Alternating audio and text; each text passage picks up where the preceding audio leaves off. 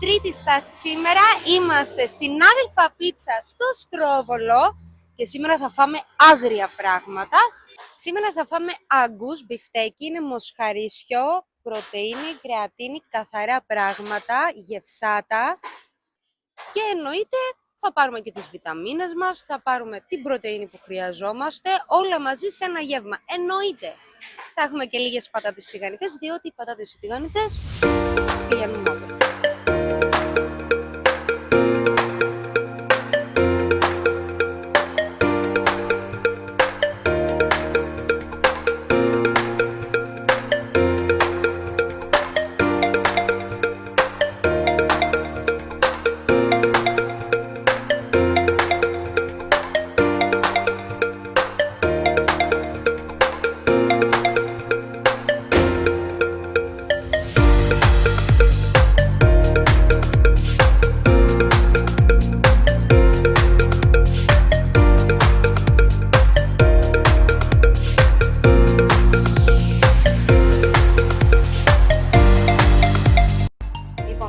Κάθε φορά θα πάμε να κεράσουμε τη γειτονιά, αλλά πριν την κεράσουμε τη γειτονιά, να κεράσω εγώ, να φάω εγώ, να δοκιμάσω, να εγκρίνω μετά.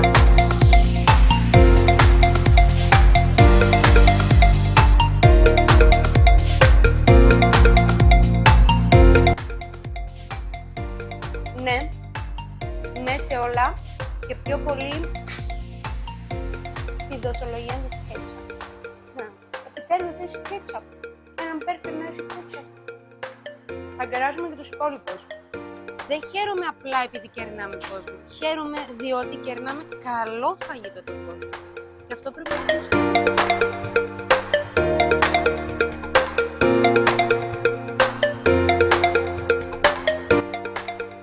Λοιπόν, μπέργκερ, άγκους, είναι πρωτεΐνη, κρεατίνη, ό,τι χρειάζεσαι. Είναι καθαρό. Αυτό το τονίζουμε. Καθαρό, μοσχαρίσιο, μπιφτέκι, κρέας, αλφάλφα. Παρακαλώ.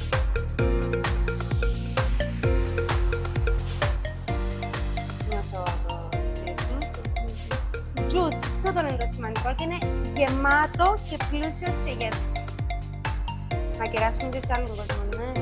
Αξίζει να κεράσουμε κι αλλού. Ωραία. Να κάτσω εδώ να το φάω μόνη μου και να μην κεράσει σε κανένα. Γεια σας! Να περάσουμε, να κεράσουμε.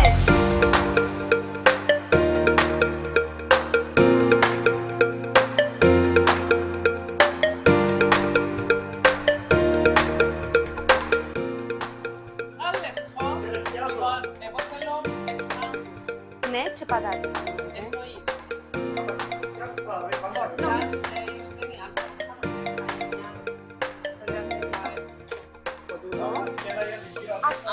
Ακόμα ένα από τούτο. Και κάπως έτσι είναι οι άνθρωποι που ξέρουν να τρώνε. Δεν πειράζει. Να το δοκιμάσω. Εννοείται.